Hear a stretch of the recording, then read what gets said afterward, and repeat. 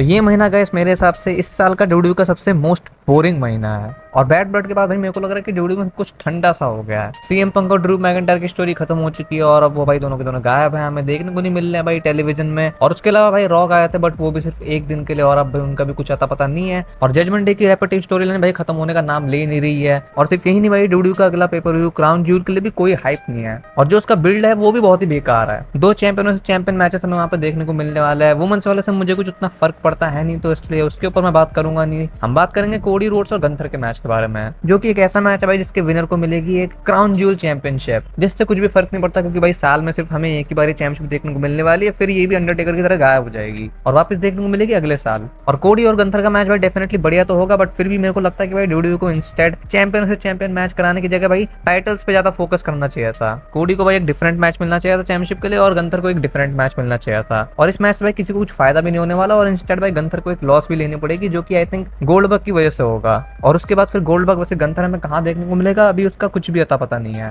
But कहीं भी हो भाई रेसलमेनिया में तो वो मैच बिल्कुल भी नहीं होना चाहिए। और मेरे को लगता है कि डब्ल्यूडब्ल्यूई को वो मैच भाई यहीं क्राउन ज्यूल में ही करा देना चाहिए था। और काश की भाई ये जो चीज ट्रिपल एच लाए हैं चैंपियन वाली, ये पिछले साल लाए हुए होते, क्योंकि अगर ऐसा पिछले साल होता तो भाई पिछले साल हमें Seth Rollins versus Roman Reigns का मैच देखने को मिल जाता, जो कि एक ऐसा मैच है भाई इस पॉइंट पे हमें पता भी नहीं है कि कब होगा। और सेथ रॉलिंस से याद आया कि भाई सेथ रॉलिंस ही सिर्फ एक ऐसे बंदे हैं जो कि भी रॉ को इंटरेस्टिंग बना रहे हैं, और इसीलिए उन्हें मंडे नाइट रॉलिंस भी कहा जाता है। उनकी और ब्रॉन्सन रीड की जो फ्यूड है उसके लिए मेरे को लगा नहीं था कि मैं स्टार्टिंग में उतना कुछ इंटरेस्टेड हूंगा, बट जिस तरीके से भाई इन्होंने इस मैच को बिल्ड किया है, मेरे हिसाब से भाई ये क्राउन ज्यूल का बेस्ट बिल्ड मैच है सो फार। अगर रोमन वर्सेस सोलो वहां पे हो जाता तो फिर वो आ जाएगा। और बाकी भाई जो उनका इवेंचुअल मैच भी होगा क्राउन ज्यूल में, वो भी डेफिनेटली बहुत बढ़िया होगा, क्योंकि सेथ रॉलिंस हो गए भाई वहां पे, ऑब्वियस बात है। और हम सब लोग जानते हैं कि सेथ रॉलिंस भाई रेसलिंग का काम कितना अच्छा करते हैं। बट अब भाई जो थिंग्स है वो शायद से भाई इंटरेस्टेड होना शुरू होने वाले हैं, क्योंकि जो कल का स्मैकडाउन है वो भाई पूरा स्टैक्ड है एकदम। भाई हमें देखने को मिलेगा अंड्राडे वर्सेस कार्मेलो हुईस का 7वां मैच, जहां पे भाई स्पेशल गेस्ट रेफरी होंगे एले नाइट, और जो विनर होगा भाई उसको अपॉर्चुनिटी मिलेगी यूनाइटेड स्टेट चैंपियनशिप के लिए। बस मैं होप करता हूँ कि यहाँ पे कोई वैसी एंडिंग ना हो जाए जिससे कि हमें एक ट्रिपल थ्रेट मैच देखने को मिल जाए। और बाकी इसके अलावा भाई कोडी और गंथर का भी कुछ सेगमेंट होगा, ज्यादा कुछ इंटरेस्ट है नहीं उसके लिए। उससे ज्यादा इंटरेस्ट भाई ब्लड लाइन के सेगमेंट के लिए है, और एक ड्रीम मैच भी हमें देखने को मिलेगा जो कि होगा मोटर सिटी मशीन गन और डीआईवाई के बीच में, जो कि डेफिनेटली एक बैंगर होगा।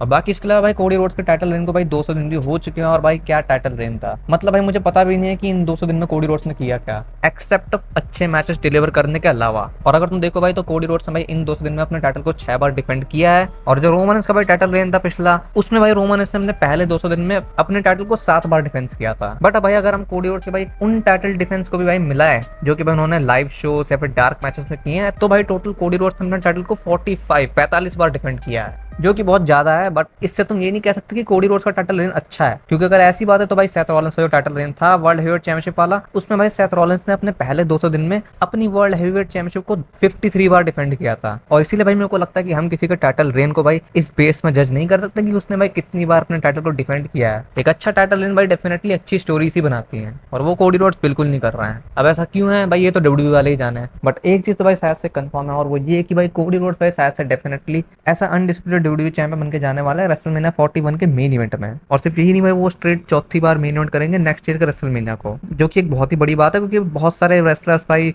का ड्रीम है रेसलमेनिया को मेन इवेंट करने का, जो कि वो अभी तक नहीं कर पाया है। जैसे कि सेथ रॉलिंस का था, उन्होंने किया तो, पर वो एक टैग टीम मैच था। और सबसे बड़ा एग्जांपल तो भाई सीएम पंक का है, जिनका ड्रीम भाई रेसलमेनिया को मेन इवेंट करने का कब पूरा होगा ये तो भाई अब किसी को भी मालूम नहीं है अभी। और थिंग्स भाई हालांकि अभी उतनी इंटरेस्टिंग नहीं चल रही है, बट डेफिनेटली सब कुछ भाई एकदम क्रेजी होगा जब हम आएंगे 2025 में। और इसका हिंट भी भाई हमें कोडी रोड्स ने दे दिया है, और उन्होंने भाई ये कहा है कि रेसलमेनिया 41 में भाई कुछ अनएक्सपेक्टेड होने वाला है। और ये चीज भाई डाई हार्ड फैंस को भी पता नहीं चलेगी, जो कि रेगुलरली डब्ल्यूडब्ल्यूई को देखते हैं। तो वैसे तो भाई मेरे को यही लगता है कि ये रेसलमेनिया 41 में या तो हमें कोडी वर्सेस रॉक देखने को मिलेगा, या फिर भाई एक triple threat match between Cody Rhodes, rock and Roman Reigns. और मेरे हिसाब से वही होना चाहिए। वैसे होना तो रॉक वर्सेस रोमन चाहिए, बट फिर भी अगर ये लोग भाई वो चीज प्लान कर रहे हैं तो मेरे को लगता नहीं है कि भाई कोडी वर्सेस रॉक कराने का कुछ इतना फायदा है, क्योंकि फिर उसके बाद रोमन रेंस क्या करेंगे। और रोमन और सोलो का मैच तो भाई मैं बिल्कुल भी रेसलमेनिया में नहीं देखना चाहता हूँ। तो इससे बेटर यही होगा कि ट्रिपल थ्रेट मैच करा दिया जाए, और उससे भाई रॉक को भी आसानी होगी, क्योंकि डेफिनेटली भाई एक सिंगल्स मैच से ज्यादा इजी उनके लिए एक ट्रिपल थ्रेट मैच देना होगा।